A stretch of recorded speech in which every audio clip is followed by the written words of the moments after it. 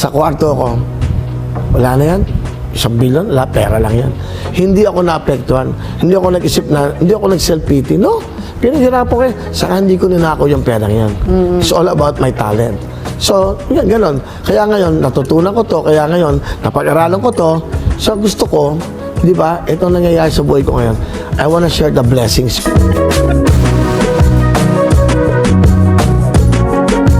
Minsan isang panahon po ay ibinalita namin yung pagsusugal ni Willie Revillame ilang taon na nakararaan. Pero sa kabila nun, ginawa po niya kami mga sinungaling.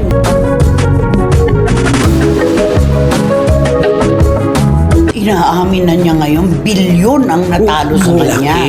Bitiranang kolumnista na si Christopher Min, ginawang sinungaling ng TV host comedian na si Willie Revillame.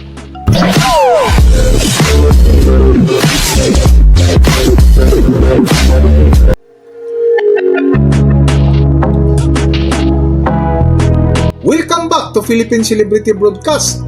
Nitong nakalipas nga na linggo ay humarap sa one-on-one interview ng Bilyonaryo News ang TV host comedian na si Willie Revillame na kung saan biglang inamin na nalulong ito ng sugal sa kasino na umabot ng 1 bilyong piso ang natalo. Willie Revillame learned a lesson about gambling the hard way. Sa At the Forefront ng Billionaire News Channel, ni-reveal ni Revillame that he lost more than 1 billion pesos in casinos. But rather than regret, he views this as a learning experience, teaching him that gambling is not a vice where no amount of money guarantees victory. Close friends daw eventually stepped in and encouraged him to return to what he does best, as an entertainment host. Isang araw, nasa kwarto ko, wala na yan. 1 billion, wala, pera lang yan. Hindi ako naapektuhan. Hindi ako nag-isip na, hindi ako nag-self-pity. No, pinaghirapan ko saka hindi ko ninakaw yung perang yan. It's all about my talent. So, yan, ganon. Kaya ngayon, natutunan ko to. Kaya ngayon, napag-aralan ko to. So, gusto ko, di ba, itong nangyayari sa buhay ko ngayon, I wanna share the blessings.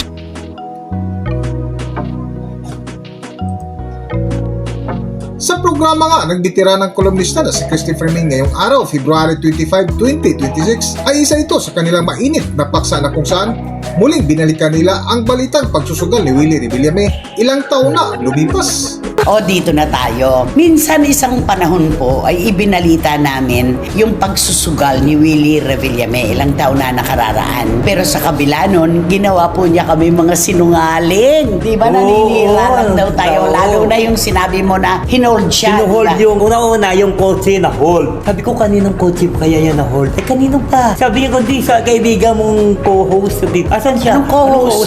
Host. Sabi niya sa kaibigan mong TV host. Ay, asan siya? Gusto ko sa paano mo makita? Eh, nandun sa taas, sa isang kwarto. Hino-hold? Oo, naka-hold. Magkano yung dapat niyang bayaran sa Soler? Ang laki kasi ng utang niya. Daang milyon. Oo, daang milyon Daang yan milyon. Oo, grabe. Kasi paano naman kasi, pagka nadala mo naman, siyempre doon, di ba maraming tagabulong? Di ba pag ikaw kasi nagsusugal, siyempre pag matalo ka, tapos sabi, may lalapit sa'yo. Boss, baka gusto mong makabawi. Ganito, ganon. Ipahiramin ka ng in-house kung ganon.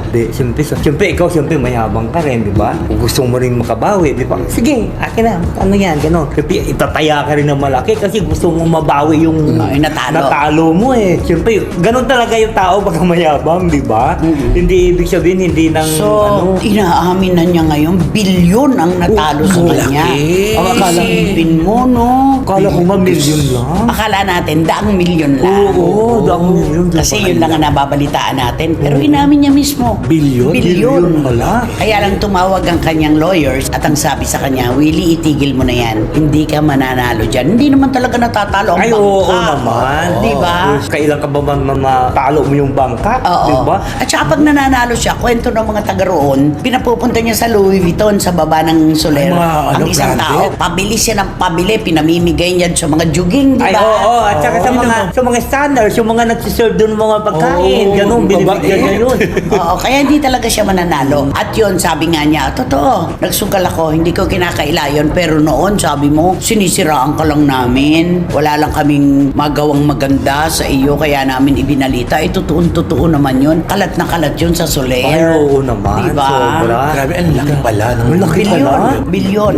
Hanggang sa nakapagbenta siya ng mga properties niya. Oh, di ba?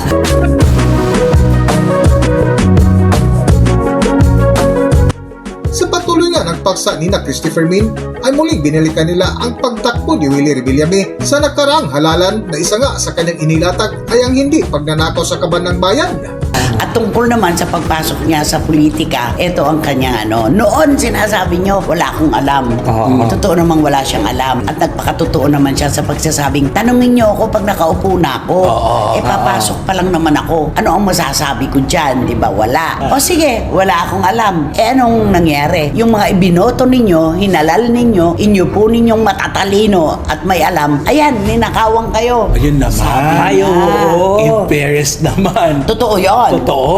Pero, Diba? tumama siya doon. Pero ang dami niya nasagasaan dyan. Oo. Diba? Yung mga politikong pinaniwalaan nyo, nasabi nyo maraming alam, patatalino, magagaling. Ayan, ninakawan kayo. Ano nangyayari sa bayan natin ngayon? Diba? Ninakawan kayo. Ano masasabi mo doon? Oh, nako, tama nga naman siya. Kasi di ba, wala May points, Kuya Oo, Will. may points siya talaga. Wala nga siyang alam. Di ba, sinasabi niyo sa akin, wala akong alam. Anong gagawin ko pag nakaupo na ako? Pero hindi naman ako magnanakaw, di ba? Sabi naman niya talaga sabi na niya. siya daw kung sakali mang nanalo siya at pumasok na siya sa mundo ng politika, ang kanya pagpapasaya at pagtulong sa tao. Ay, yun naman ang katanya talaga. In fairness naman, dahil sa yun ang gusto programa niya naman niya, talaga. yun din naman ang ginagawa niya, Yes. di ba? Itutuloy lang niya sa mas malawak na aspeto. Tama naman. Parang gano'n. Correct. Tapos sabi niya, mayabang daw ako. Paano ako magiging mayabang? Ang staff ko, andito pa rin sila. Ako, sasabihin niyo, mahigpit ako, mayabang ako. Gusto ko kasi ang ibibigay kong programa sa inyo, perfect. Perfect. Ay. Meron bang perfect show? Wala. naman. Laging nagkakaroon Meron ng at meron, aberya. Oo. Diba? Bakit ba kasi ano ba ginagawa niya? Sabi niya, kumpleto daw ang staff niya. Wala raw umaalis. Parang hindi naman totoo yun. Di ba marami naman mali? Di ba may nang kausap tayo, di ba? Oo, nagsusumbong sa atin. Umalis sila talaga. Oo. Di ba konti na lang yan pati yung dancer niya, di ba? Yun ang sabi niya. Oo. Siya daw ay mahigpit. 1 minute lang daw, malate ka, hindi ka na pwede sumalang. Kasi disiplina daw. Aminado rin ng Willionario host na friends niya ang ilan implicated sa flood control scandal, but he stressed that those who are guilty should be held accountable. Ngayon, wala akong kaso. Why? Kasi sinunod ko yung batas eh. Sila, sinuway nila yung batas. Ngayon, asan sila ngayon? Ang ibig ko sabihin, masakit. Maaaring may kaibigan ka doon, mababait, at tulungan ka rin yan. Kaya lang, sila ang gumawa niyan eh. At sila lang nakakaalam yan kung tama at mali ang ginawa nila. Kaya ako, wala sila masasabi sa what I have is talagang sabi ko nga. Sa dulo nga ng paksa ni na Christopher Min ay hindi nila maiwasan mapag-usapan ang tunay na ugali ni Willie Revillame pagdating sa kanyang show na hindi mawala ang pamamaya ng komedyante sa kanyang mga kasama sa harap ng kamera. Para sa buong kwento, narito ating panoorin ang video. Alam mo, okay naman yun. Yung mga ganun Ay, oo pag-disiplina. naman. Okay yun. Oo. Wag lang maganda yun. lalabis. Wag lang lalabis. Yung mga ganun malilate ka. Dapat nga, Oo. isang oras bago magsimula ang programa, nandun na kayo para mapag-usapan nyo ng lahat. At saka okay lang na mapagalitan niya yung staff niya. Huwag lang sa ere. Totoo. Dahil makakatagpo ka ng tao na matindi ang pagpapahalaga sa kanyang dignidad. Sasagutin ka talaga. Or para hindi ka na lang niya kalabanin, aalis na lang siya. Ganun. Tama, oo. Para wala nang reklamo. Para wala nang usapan. Kunwari, cameraman ako. Ano ba kasi sinasabi mo sa akin? Sabi niya, ayan, sinasabi ko sa'yo, susundan mo ako kung nasaan ako. Susundan mo ako kung sa kaliwa ko. Giling, Kung ako sa kanan. Giling, Susundan giling. mo ako. Hindi yung nakasteady ka lang dyan sa isang Boom, tarat, tarat. Boom, tarat, Yan, tarat. sundan mo ako dito. Tarat, tarat. Sundan mo ako. Ganun. Boom, boom, boom. Dito, ha? Oo, ganun. Pag tumapak ako doon sa sahig, Sinasabi ko sa inyo na huwag niyo yan tapakan. Kasi yan, hindi yan para sa inyo. Lumihis kayo, huwag kayong tumapak Mahal yan. yan. Mahal kasi yan, ha. Oo, yung ano na yan. Dito, gumilid na kayo ng ganyan, ha. Huwag kayo umapak sa yan. ere yun. Yun. May yun talaga yung sa air talaga kasi talagang laganap na yung Hindi ka pagkalat sa naman inyo. masasabihan na mayabang ka at saka talagang madali kang mapikon kung hindi nakikita ng tao. Nakikita na manonood kung paano yung mga staff mo talaga pinapagalitan mo. Hindi naman tama yun. Basta yun- Magalit ka sa meeting ninyo, O walang yan, problema. Ayan, oh. Yun ang sinasabi naman, pagalitan mo sila kung hindi ka naka-ere, okay lang yun, pero yung pag naka-ere, yun ang pau. Oo. At saka isa pa yung sinasabi, huwag ka dadaan sa likod, naka-istorbo ka. Oo, kung minsan ganun siya. Pagka, siyempre yung iba nagkakamali, di ba? Nga dadaan doon. Huwag ka dumaan dyan. nandito ka duman sa kabila na hindi ka makikita ng camera. Ganun siya. Hindi kasi kung minsan yung mga cameramen hindi nagkakaintindihan. Ang nakaklik pala yung nandun para makita yung tumawid. Yes. Ganun yun. Hindi naman sinasadya yun. Yun ang tinatawag Hindi na naman krimen pagkakamali. yun. Oo. Di ba naman? Kaya lang, ganun ang ginagawa niya. Kaya syempre, ang mga tao, ano ba naman tong si Willie? Lagi na lang mainit ang ulo. Tsaka pag nanonood ka ng show na ganun, ikaw mismo mahiya sa sarili mo. At imbis na ma-entertain ka, Iniintindi mo. Oo, nai-stress ka kasi nagagalit siya eh. Yun yun eh. Totoo yan. Kaya- Ikaw ba pagka napapanood mo si Willie, hindi ka ba na-stress pag nakikita mong nagwawala siya? Hindi naisisa pagka pinapanood ko siya, tapos nagwawala, sabi ko, ano ba ito si Kuya Well? Para nang Hindi makapaghintay. hindi makapagantay. Dapat kasi, tama yung sabi mo, dapat sa orientation o sa Meeting. Sa meeting. Sa meeting na lang niya pagsabihan. O pagkatapos, di ba? Before and after, pagsabihan niya yung Ganun tao siya. niya. Pagkatapos ng programa, nung episode, pinapanood nila yung kanilang mga ginawa.